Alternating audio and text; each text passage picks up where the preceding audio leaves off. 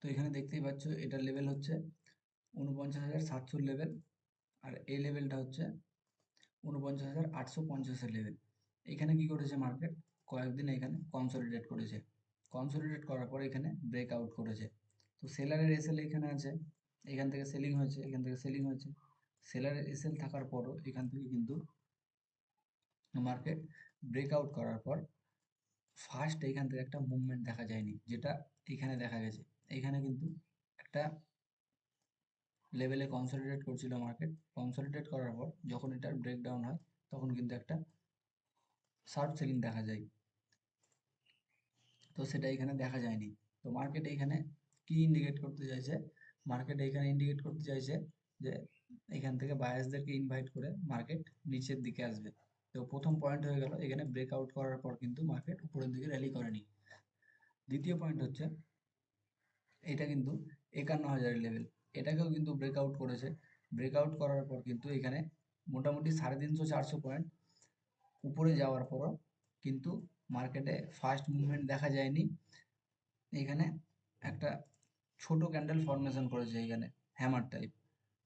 তো সেটা তো আমাদেরকে বুঝে নিতে হবে যে ৫১,০০০-এর একটা রাউন্ড নাম্বারকে ব্রেকআউট করার পর মার্কেট কেন উপরের দিকে যাচ্ছে না, মানে সেলাররা এখানে মার্কেটকে নিচের দিকে নিয়ে যেতে চাইছে। এখানে লিকুইডিটি পাচ্ছিল না, কারণ সবাই এখান থেকে সেল করছিল। তো এখান থেকে ব্রেকআউট করার পর এবার এখানে লিকুইডিটি পাবে মার্কেট, এবার এখান থেকে মার্কেটকে নিচের দিকে নিয়ে যেতে সুবিধা হবে।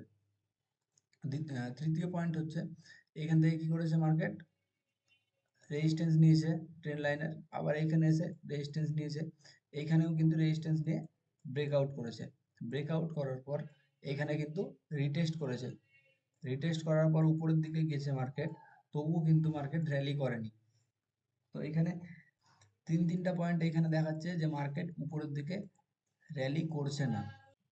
তো এখানে ফিবোনাচি ড্র করার পর এখানে আমি কি দেখতে পাচ্ছি, যে মার্কেট এইখান থেকে একটা র্যালি করেছিল ৪ জুন, এখানে একটা ব্রেকডাউন দেখা যায়, মার্কেট নিচের দিকে আসে, আসার পর এইখান থেকে মার্কেট র্যালি করতে শুরু করে, এখান থেকে একটা কন্টিনিউ র্যালি করে। তো এখান থেকে ফিবোনাচি ড্র করার পর এখানে কি দেখা যাচ্ছে, 50%-এ আসার পর মার্কেট কিন্তু এখানে বাইং শো করছে। বাইং শো করে খুব ফাস্ট উপরের দিকে যাচ্ছে না, যদি মার্কেটকে এখান থেকে উপরের দিকে যাওয়ার হতো তাহলে এখানে আসতো, এসে নিয়ে এরকম ভাবে বেরিয়ে যেত, কিন্তু সেটা দেখা যাচ্ছে না। এখানে এসে নিয়ে কিন্তু মার্কেট খুব স্লো বাইং দেখা যাচ্ছে। তো এখানে বুঝতে হবে যে যখন এখানে বায়ার্স ইন্টারেস্টেড নেই, ইন্টারেস্টেড যদি বায়ার্স থাকতো এখানে, তাহলে এরকম মুভমেন্ট দেখা যেত, এরকম এরকম টাইপের ক্যান্ডেল এখানে ফরমেশন করতো।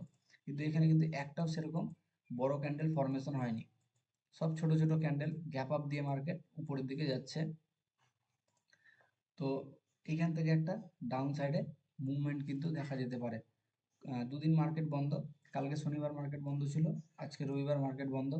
তো সোমবার এখানে কি দেখা যেতে পারে, এখান থেকে কিন্তু একটা যদি গ্যাপ ডাউন মার্কেট হয় তাহলে কিন্তু একটা নিচের দিকে ডাউনফল দেখা যেতে পারে।